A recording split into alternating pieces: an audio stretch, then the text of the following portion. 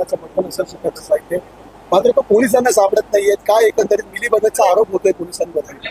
आपण जर बघितलं असेल तर इतिहासात जेवढ्या कारवाई झाल्या नाही तेवढ्या कारवाया या ठिकाणी बीड जिल्ह्यामध्ये वेगवेगळ्या गुन्हेगारांवरती या ठिकाणी पोलीस प्रशासन आणि महाराष्ट्र सरकार हे या ठिकाणी करतायत. कुणाला यामधून सोडण्यात येणार नाही आणि त्यांनी ज्या ज्या काही गुन्हे केले असेल त्याच्यावर निश्चितपणे कारवाई केली. त्याचा शोध असोसिएशन सुरू आहे. लवकरच त्याला अटक करण्यात येईल.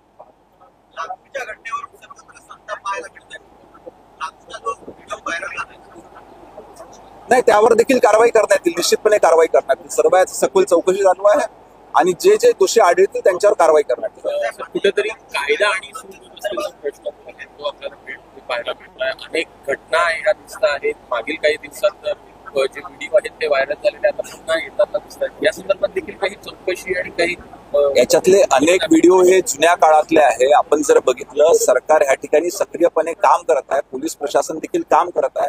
त्याच्यामुळे ह्या वेगवेगळ्या घटना त्या ठिकाणी समोर येत आहेत.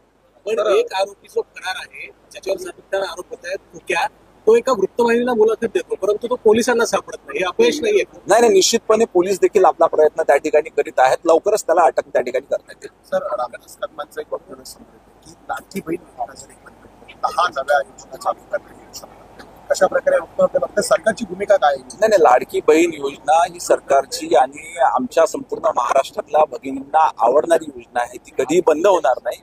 निश्चितपणे अजून ज्या ज्या योजना सरकारला उपयोगी वाटतात, ज्या जनतेच्या कामाच्या राहू शकतात त्या चालू करण्यात. मधी यात्रेमध्ये कुठेतरी काय असं म्हटलं जातंय, कारण मुस्लिम व्यापाऱ्यांना या ठिकाणी ग्रामस्थांनी ठराव करून बंदी घातली की मात्र औरंगाबाद खंड ठिकाणी आता या स्थगिती दिलेली बंदीला. त्यामुळे कुठेतरी दोन धर्मांमध्ये या ठिकाणी दोन समाजामध्ये नाही, दोन्ही समुदायांमध्ये त्या ठिकाणी समन्वय साधून एक चांगला मार्ग त्या ठिकाणी काढण्यात येईल. सध्याच्या मुद्दे सुरेश यांच्या संदर्भात पक्षश्रेष्ठी फडणवीसांनी त्यांना समज द्यावी.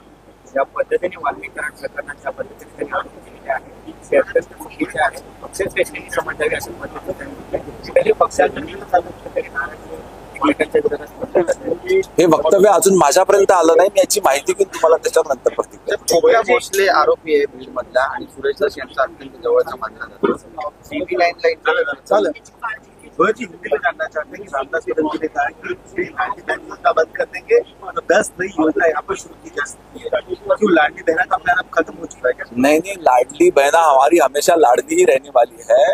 लाडली बहना हमेशा के लिए चालू रहेगी और शासन के उपयोग की और जनता के उपयोग की जो नई योजनाएं रहेगी वो भी शासन चालू करेगा. एकनाथ शिंदे साहब